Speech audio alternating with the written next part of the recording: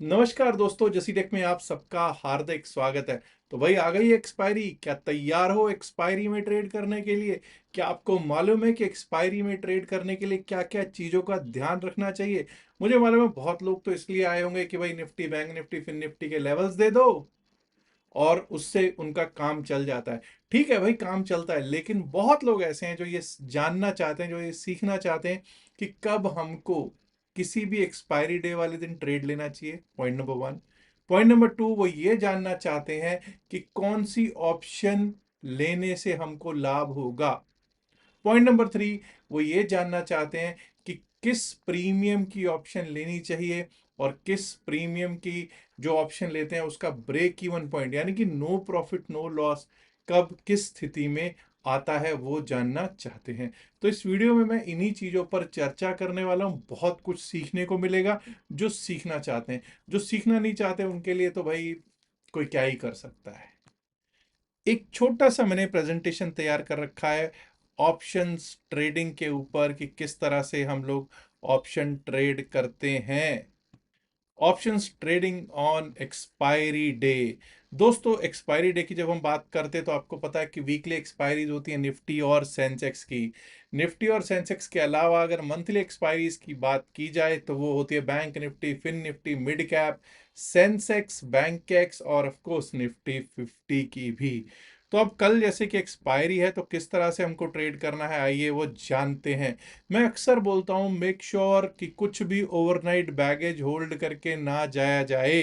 लेकिन मुझे मालूम है कि आज भी बहुत लोग आप में से ऐसे होंगे जो कुछ ना कुछ होल्ड करके गए हुए होंगे। कोई कॉल होल्ड करके गया होगा, कोई पुट होल्ड करके गया होगा, और कुछ ऐसे होंगे जो ये सोच के गए होंगे कि कॉल और पुट दोनों को ही होल्ड करके जाते हैं। अगर आप कॉल और पुट होल्ड करके जाते हैं और आपको लगता है कि आपको नुकसान होने का कम खतरा है, तो ये आपकी बहुत बड़ी भूल है। बहुत बड़ी भूल है। पहली बात तो आपको कुछ भी होल्ड करके नहीं जाना है, और दूसरी चीज, अगर आप कॉल और पुट दोनों होल्ड करके जा रहे हो और अगर कल को या एक्सपायरी वाले दिन बहुत बड़ा गैप अप या बहुत बड़ा गैप डाउन नहीं हुआ, तो आप दोनों तरफ आपको मार पड़ सकती है, दोनों तरफ आपका प्रीमियम मीटिंग करके मार हो सकती है। दोस्तों, आगे जब हम देखते हैं तो ये मेक और मार डे ऑफ फॉर ट्रेडर्स होते हैं, जैसा मैंने आपको बताया ही है। इस दिन वॉलेटिलिटी अक्सर रहती है, ये हर बार नहीं होता, अक्सर रहती है। अगर विक्स इंडिया अच्छा खासा हो, 15 हो, 16 हो, 17 हो, अब तो भाई पीछे तो हमने 24-25 पर भी विक्स इंडिया देखा है, तो आपको पता है किस तरह से वो पैसा देता है भर भर के। लेकिन अगर 15 से नीचे कोई 12-13 पे हो तो फिर हमको मालूम है कि रेंज बाउंड स्थितियां हो जाती हैं एक्सपायरी वाले दिन, चाहे वो निफ्टी 50 की एक्सपायरी हो, चाहे वो बीएससी सेंसेक्स की एक्सपायरी हो। ये वो दिन होता है जब एक्सपायरी वाले दिन, जिस दिन प्रीमियम्स को फिनिश होना होता है और ऑप्शन को अपनी एक्चुअल प्राइस पे आना होता है। ध्यान दीजिएगा, मैंने बोला प्रीमियम, ऑप्शन के प्रीमियम को खत्म होना है और एक्चुअल प्राइस पर किसी भी ऑप्शन को आना है। तो अब ध्यान ये रखना है कि जब हम कोई भी ट्रेड लेते हैं, पहले तो हमको ये जानना है कि ट्रेड कौन सा लेना है। In the money, in the money हम बाद में समझते हैं, लेकिन सबसे पहले ब्रेक इवन पॉइंट समझेंगे, एक्चुअल वैल्यू समझेंगे और प्रीमियम, इन तीनों का डिफरेंस समझेंगे। ध्यान दीजिएगा कि कभी भी जो एक्सपायरी दिन होता है उस दिन एक्चुअल वैल्यू पे हर ऑप्शन को आना होता है। कोई भी स्ट्राइक प्राइस है उसकी एक्चुअल वैल्यू आपको 3:30 पे पता चल जाएगी। मान लीजिए आप 26,200 की कॉल लेते हैं, 26,200 की कॉल चाहिए, फिर निफ्टी की रख लीजिए, चाहे निफ्टी 50 की रख लीजिए, चाहे even for that matter Sensex की रख लीजिए, चाहे किसी की भी रख लीजिए। 26,200 की कॉल अगर आपको दिखती है 23 रुपीज के प्रीमियम की, मान लिया, this is just a suppose, 23 रुपए प्रीमियम पे आपने मान लिया कॉल उठा ली, तो भाई आपको ये पता होना चाहिए कि आपका ब्रेक इवन पॉइंट 3:30 पे 3:30 बजे क्या होगा। जब 26,200 की कॉल अगर आपने 23 रुपए पे ली है, तो आपका सिंपल तरीका है उसमें ब्रेक इवन पॉइंट निकालने का, 26,200 में ऐड कर दीजिए जो भी प्रीमियम आपने लिया है। बेसिकली यहां पर 26,223 बनेगा, 26,223। अगर 26,223 से जो देखेंगे, अगर 26,223 पे आपकी एक्सपायरी होती है, आपकी ऑप्शन की, आपकी जो इंडेक्स की एक्सपायरी 26,223 पे होती है, तो that means you are at no profit no loss, zero profit zero loss, break even point है। अगर आपने कॉल ले रखी है, जैसे यहाँ पे 26,200 की सीई है, तो आपको क्या करना है, 26,223 के अगर ऊपर होगा तो आपको वैसा ही प्रॉफिट बनता हुआ दिख जाएगा। अब सपोज किया, हम निफ्टी की ही बात करते हैं, मान लेते हैं कि निफ्टी 50 की आपने एक कॉल ले ली 26,200 रुपीज, 26,200 की स्ट्राइक प्राइस की, 23 रुपीज में, 23 रुपीज उसका क्या है, प्रीमियम है। अब एक्सपायरी हो गई 26,230 पे, 26,230 पे निफ्टी 50 एक्सपायर हो गया, तो आपकी जो जो वैल्यू निकलेगी, जो एक्चुअल वैल्यू निकल रही होगी, वो निकलेगी 30 रुपीज की, 30 रुपए की। क्यों? क्योंकि 26,200 के ऊपर बताइए कितने पॉइंट ऊपर क्लोज हुआ है, 30 points. 26,230 minus the strike price 26,200, 30 points, तो आपकी वैल्यू हो गई 30 रुपए। और आपको प्रॉफिट कितने का हो गया, 7 रुपीज का प्रॉफिट, क्योंकि 23 रुपीज का प्रीमियम आपने लिया था, 30 रुपीज पे आ गया। 7 मल्टीप्लाइड बाय जो भी आपका लॉट साइज होगा, आपके ऑप्शन का, जो भी आपका अपने इंडेक्स, जो जिस भी इंडेक्स के ऑप्शन में आप ट्रेड कर रहे हैं उसका मल्टीप्लाई कर लीजिएगा। निफ्टी की अगर एक्सपायरी होती है 26,219 पे, 26,219 पे, तो उसकी वैल्यू कितनी हो जाएगी साहब, 19 रुपीज। क्यों? अब आप कहेंगे ये कैसे आया, 26,200 के ऊपर कितने पॉइंट्स ऊपर क्लोज हुआ है, 19 पॉइंट्स। तो बेसिकली उसकी निफ्टी अगर 26,219 पे खत्म होता है, एक्सपायर होता है, तो 26,200 की कॉल की वैल्यू 19 रुपीज हो जाएगी। उस हालात में आपको 4 रुपए का लॉस होगा। 4 multiplied by lot size multiplied by जितने लॉट्स आपने रखे हैं वो आपको लॉस हो जाएगा। लेकिन अगर निफ्टी 50 की एक्सपायरी 26,200 जो कि आपका स्ट्राइक प्राइस है उससे नीचे हो जाए, वो 26,100 पे हो जाए, वो 26,199 पे हो जाए, 26,199 पे हो जाए, 26,100 पे हो जाए, तो उसकी वैल्यू क्या होगी। अब आप लोग, कई लोग कहेंगे सर उस स्थिति में तो अगर माइनस करके देखेंगे तो जीरो हो जाएगी। लेकिन दोस्तों, मार्केट आपकी बहुत इज्जत करती है। मार्केट कहती है कि नहीं, मैं तुम्हारी इज्जत करती हूं, तो तुमको 5 पैसे के लायक तो छोड़ ही देती हूं। अब आप में से बहुत सारे लोग ऐसे होंगे जो कई बार 5 पैसे तक, कोई आया है क्या, अगर कोई 5 पैसे, कभी किसी को 5 पैसे की स्थिति में आया है तो जरूर कमेंट में लिख के बताइएगा। अब जब आप एक्सपायरी में काम करते हैं तो कुछ चीजें और ध्यान रखने वाली होती हैं। ट्रेडिंग की क्वांटिटी क्या है, आपकी क्वांटिटी कितनी बड़ी क्वांटिटी में आप ट्रेड करते हैं, बहुत मैटर करेगा। Trading in a small quantity, कोई सिंगल लॉट, अगर आप नए लोग हैं तो सिंगल लॉट, 2 लॉट, 4 लॉट इसमें करना बेहतर रहता है। क्यों भाई? क्योंकि ये वो दिन होता है, एक्सपायरी डे ऐसा दिन होता है जब आप पूरी की पूरी कैपिटल को स्वाहा भी कर सकते हैं। क्योंकि इस दिन अगर आपको कुछ समझ में नहीं आएगा, अगर रेंज बाउंड हो गई मार्केट और आप उसमें, क्या होगा, खत्म हो सकती है आपकी कैपिटल। और अगली चीज ये है कि एवरेजिंग कभी भी नहीं की जाती। आप में से बहुत ऐसे लोग होंगे जिन्होंने एवरेजिंग में बहुत पैसा गवाया होगा। अगर अभी भी आपको समझ नहीं आया कि क्यों एवरेजिंग नहीं की जाती, तो मैं फिर से एक बार बता देता हूं कि भाई, कोई भी ट्रेड में स्टॉप लॉस लगा लो, कोई भी ट्रेड में ज्यादा देर मत बैठो। मैं अक्सर कहा करता हूं कि अगर किसी भी ट्रेड में आप बैठते हैं और 15 मिनट में उस ट्रेड में प्रॉफिट में नहीं आते, तो चांसेस ये हैं ऑप्शंस ट्रेड की बात कर रहा हूं, ऑप्शन बाइंग ट्रेड की। चांसेस ये हैं कि उसमें आपको लाभ होने के चांसेस बहुत ही कम हैं। इसलिए बेहतर है कि उसमें से निकल जाओ। लेकिन हम लोग क्या करते हैं, दन दनादन एवरेजिंग पे एवरेजिंग, एवरेजिंग पे एवरेजिंग करते करते रहते हैं। और मार्केट शाम को आपको कहती है, भाई तुमने दन दनादन एवरेजिंग की है, अब मैं तुम्हारे को ठन ठना ठन ठन ठना ठन ठन ठन गोपाल कर देती हूं। और ऐसा भी बहुत लोगों ने झेला है। भाई, कई ऐसे लोग होते हैं, कई क्या, जो नए लोग हैं उनको मैं यही कहूंगा कि अगर आपको एक्सपायरी वाले ऑप्शन में, एक्सपायरी वाले इंस्ट्रूमेंट में ट्रेड करना ही है, तो नेक्स्ट एक्सपायरी का ट्रेड लें, इस एक्सपायरी का ट्रेड लेने से बचें, क्योंकि अगली एक्सपायरी के ट्रेड में चांसेस ऑफ प्रॉफिट जो हैं वो अच्छे खासे हैं, वो ज़्यादा हैं।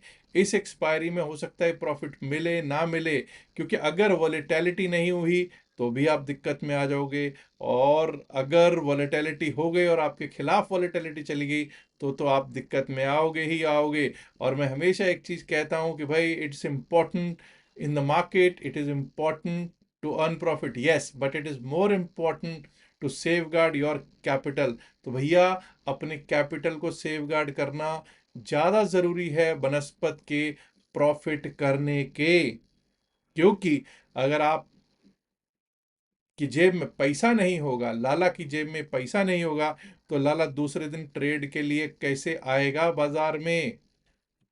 अब कोशिश करूंगा कि ऑप्शन ग्रीक्स भी आपको समझाया जा सके। जब हम ऑप्शन ग्रीक्स की बात करते हैं दोस्तों, तो भाई यहां पर क्या होता है ऑप्शन ग्रीक्स। ऑप्शन ग्रीक्स में पांच पांच फैक्टर्स हैं। कौन कौन से? डेल्टा, गामा, थीटा, वीगा, रो। ये क्या होते हैं भाई, जरा देखें जरा, डेल्टा क्या होता है। डेल्टा बेसिकली स्पीड है जिसपे कि आपकी ऑप्शन अगर मूव करती है, कितने स्पीड से कितने पॉइंट्स मूव करेगी, ये सीधा सीधा असर करता है। डेल्टा का बेसिकली क्या है? Change in option premium slash unit change in price of the underlying asset. और डेल्टा की वैल्यू जो सीई है उसमें बिटवीन 0 to 1 होती है। Delta for call option buyer is positive while it is negative for put option buyer. तो मतलब basically क्या है, अगर आप देखोगे तो आप ये कैसे समझते हैं, इसको समझने की कोशिश करते हैं। एग्जाम्पल से समझ लीजिएगा। अगर बैंक निफ्टी की बात करते हैं, सपोज के 54,000 पे बैंक निफ्टी है, 54,000 की कॉल आपने ली है, 54,000 पर ही आपका बैंक निफ्टी है। तो भाई कितना प्रीमियम चेंज होगा अगर 100 पॉइंट बैंक निफ्टी मूव करता है? अगर उस स्थिति में डेल्टा अगर 0.5 है तो अगर 100 पॉइंट 100 पॉइंट्स मूवमेंट मिलती है यहां से, तो 50 रुपए 100 मल्टीप्लाइड बाय 0.5, जो भी आपका डेल्टा वैल्यू है, मल्टीप्लाई कर दीजिएगा तो आपको चेंज इन प्रीमियम नजर आ जाएगा। ऐसे ही अगर डेल्टा वैल्यू 0.6 है, तो 100 मल्टीप्लाइड बाय 0.6, बेसिकली 60 रुपए का चेंज इन प्रीमियम आपको दिखाई दे जाएगा, प्रोवाइडेड, ये भी याद रखिएगा, अदर ग्रीक फैक्टर्स जो हैं वो अनचेंज्ड रहें। ये सिर्फ और मैंने सिर्फ बेस बनाया डेल्टा वैल्यू का। ऐसे ही पीई की जो वैल्यू होती है वो 0 to -1 होती है। और अगर ऐसी स्थिति में कि अगर आप पीई खरीद लें 54,000 की, 54,000 की पीई एट 54,000 अगर आप खरीदेंगे, डेल्टा वैल्यू होगी 0.5 -0.5, तो आपको पता होना चाहिए कि 100 मल्टीप्लाइड बाय 0.5 वही 50 रुपए का चेंज इन प्रीमियम यहाँ पर भी आ जाएगा। ऐसे ही अगर डेल्टा वैल्यू -0.56 है, तो आप 0.56 को मल्टीप्लाई कर दीजिएगा 100 से, 56 रुपए का आपको मिल जाएगा डिफरेंस इन द प्रीमियम। तो provided other Greeks remain factors remain same. अब आता है थीटा। थीटा भाई, थीटा सबसे बड़ी गेम है, थीटा सबसे बड़ा हमारा दुश्मन होता है। थीटा क्या है? थीटा टाइम वैल्यू है। ये ऑप्शन बायर का दुश्मन है और ऑप्शन सेलर का दोस्त है। प्रीमियम डिक्लाइन करते हैं जैसे जैसे एक्सपायरी के नज़दीक जाते रहते हैं। आपने देखा ही है कि किस तरह से प्रीमियम चूइंग होती है। एक्सपायरी वाले दिन थीटा बिल्कुल शून्य होना होता है, जैसा हमने बिल्कुल स्टार्टिंग में देखा कि दो पार्ट्स होते हैं, एक तो टाइम वैल्यू और एक इंट्रिंसिक वैल्यू। तो बेसिकली थीटा जो है वो जीरो होना होता है और एक्चुअल वैल्यू पे ऑप्शन को आना होता है। अब अगर बैंक निफ्टी की 54,000 की कॉल हमने 300 पे खरीदी है, let the theta value be 20, तो ये याद रखिएगा, अगर नेक्स्ट डे भी बिल्कुल 54,000 पे ही स्पॉट प्राइस 54,000 पे ही ओपन हो गया, यानी ना प्लस हुआ ना माइनस हुआ, ओपनिंग में 54,000 पे ही हो गया, तो वो 20 रुपए जो थीटा वैल्यू क्या थी, थीटा वैल्यू भी 20, तो 20 रुपए कम हो जाएंगे। ग्रीक फैक्टर्स अगर और दूसरे सारे कांस्टेंट रहते हैं तो उस कॉल के, यानी कि 300 का कॉल 280 रुपए में दूसरे दिन सुबह सुबह आपको दिख जाएगा। बट ये याद रखिएगा कि थीटा कभी भी कांस्टेंट नहीं रहता है और ये हर वक्त चेंज होता रहता है। और जैसे जैसे एक्सपायरी पास आती है तो थीटा भी इंक्रीज होता रहता है। वीगा, वीगा इज बेसिकली वोलेटिलिटी। कितनी वोलेटिलिटी है? वोलेटिलिटी में आपको पता ही है कि अगर जितनी ज्यादा वोलेटिलिटी होगी उतना ही ऑप्शन सेलर को नुकसान होगा, या फिर ये कहिए उतना ही ऑप्शन सेलर के लिए रिस्क होगा। लेकिन वीगा या वोलेटिलिटी हमारे लिए या ऑप्शन बायर के लिए एक अच्छी चीज होती है, जो सीई और पीई जिनके पास होती है।